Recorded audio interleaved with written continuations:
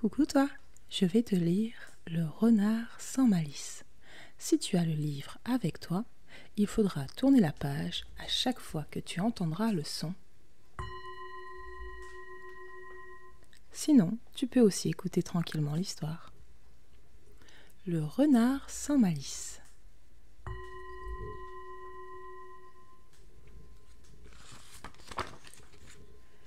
Il était une fois un petit renard très doux appelé Boniface. Contrairement à tous les renards de sa famille, il se montrait incapable de la moindre ruse. Quand il s'amusait à renard perché avec ses frères, futés et astucieux, il se faisait toujours avoir. « Regarde, Boniface, une coccinelle bleue là-bas !» s'exclamait astucieux. Et Boniface, au lieu de monter sur une souche d'arbre, penchait le museau dans l'herbe, essayant d'apercevoir une coccinelle qui n'existait pas. Pendant ce temps-là, ses frères avaient largement le temps, eux, d'atteindre un perchoir.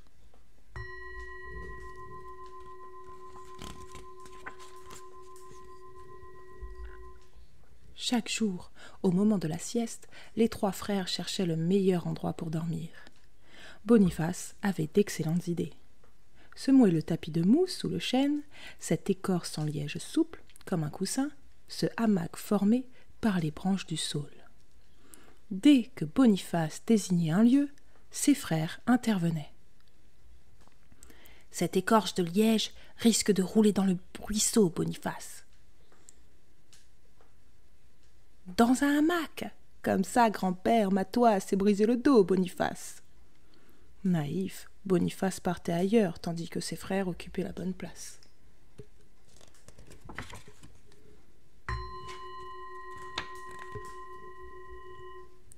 Finaude, sa grande sœur, lui répétait sans cesse. « Mon pauvre Boniface, tu manques terriblement de malice. Comment ne repères-tu pas les tours qu'il te joue ?» Mais Boniface souriait, disait que ce n'était pas grave et préférait vivre à sa façon. Et ses parents, malgré leur étonnement, devant un renardeau si peu rusé, le laissaient pousser ainsi. Pourquoi rendre méfiant un enfant si confiant ?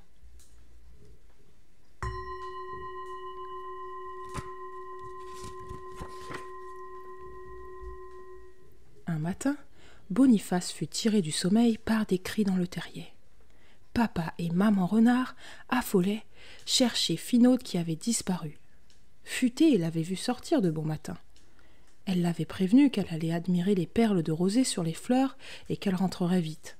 Malheureusement, elle n'était pas revenue. Astucieux proposa d'inspecter les chemins de la forêt. Forcément, avec leur flair, il retrouverait sa trace.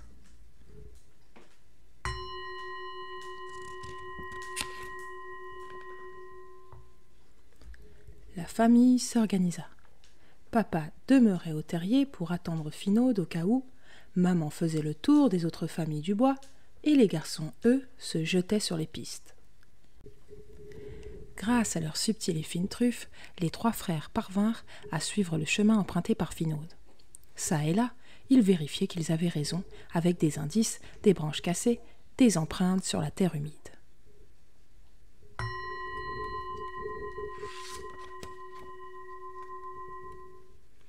Soudain, ils furent bloqués. La rivière coupait le chemin.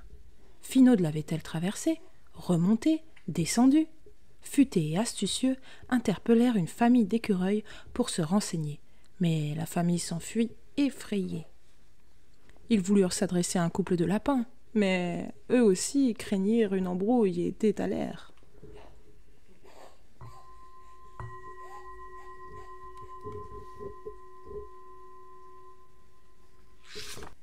Finalement, ce fut Boniface qui, la voix tremblante, rattrapa les écureuils et les lapins.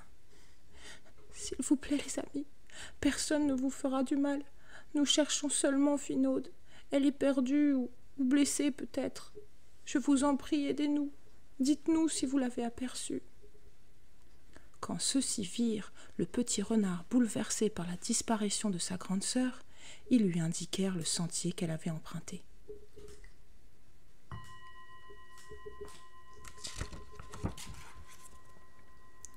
Horreur ! C'était le sentier qui conduisait à la caverne du dragon. Avec prudence, les 3 frères s'avancèrent et se dissimulèrent derrière des buissons. Finaude se tenait dans l'antre. Le dragon barrait l'entrée. Le dragon était l'unique dragon de la forêt et personne ne le connaissait vraiment. On ne savait s'il était gentil ou méchant, mais on le redoutait. Parce que chaque fois qu'il toussait, du feu jaillissait de sa bouche. Avouez que ça donne envie de décamper, non ?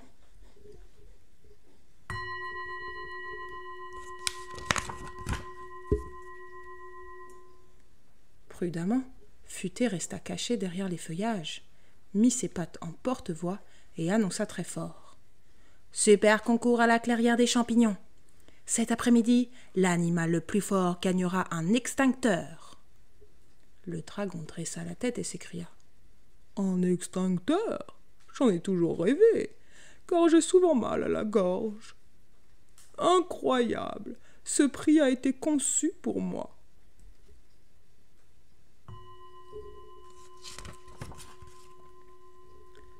Cependant, il ne bougea pas, car il réfléchissait et scrutait les buissons. Futé, qui souhaitait l'éloigner au plus vite de Finaude, changea de buisson et recommença son annonce. « Super concours à la clairière des champignons, l'animal le plus fort... »« Inutile d'insister, renard, j'ai vu ta queue, » cria le dragon. Futé avait échoué.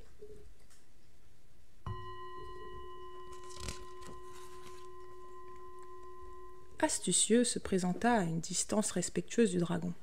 « Êtes-vous content de vivre ici, monsieur ? » ?»« Quel dommage ! Des chasseurs de dragons arrivent pour vous capturer. »« Quoi ?» Astucieux leva la griffe vers un hélicoptère qui avait surgi dans le ciel. « Les voilà ! Attention, ils vont lancer des filets pour vous attraper. Sauvez-vous vite !» Le dragon souffla sur Astucieux. Ton attrape-nigo ne fonctionne pas. Cet hélicoptère survole la forêt tous les dimanches à 7 heures. Deuxième échec. Les 2 frères si malins se trouvaient à court d'idées.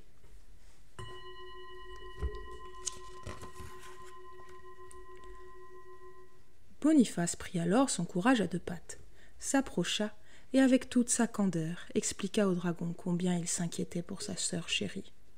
« Finaude a peur du noir. Pourquoi la gardez-vous ? » ?»« Je me sens seul dans cette forêt, » répondit le dragon. « Personne ne me rend visite. J'aimerais bien que quelqu'un vienne discuter. »« Moi, je viendrai vous parler, monsieur le dragon. Je viendrai même jouer avec vous, je vous le jure. Mais s'il vous plaît, libérez ma sœur Finaude. » En dévisageant ce renardeau sans malice, le dragon lui fit confiance, et il délivra Finaude.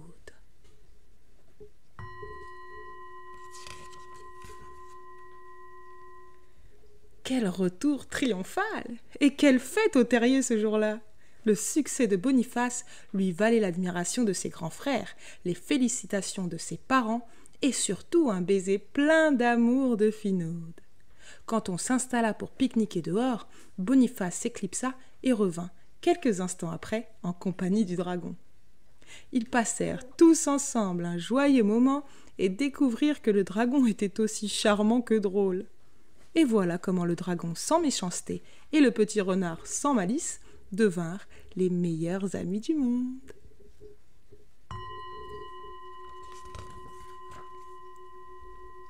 Le savais-tu ? Le renard est un animal très intelligent. C'est pour cela que l'on dit être rusé comme un renard. Les renards ont une très bonne audition et entendent les autres animaux de très très loin. Les renards polaires sont tout blancs en hiver et roux en été.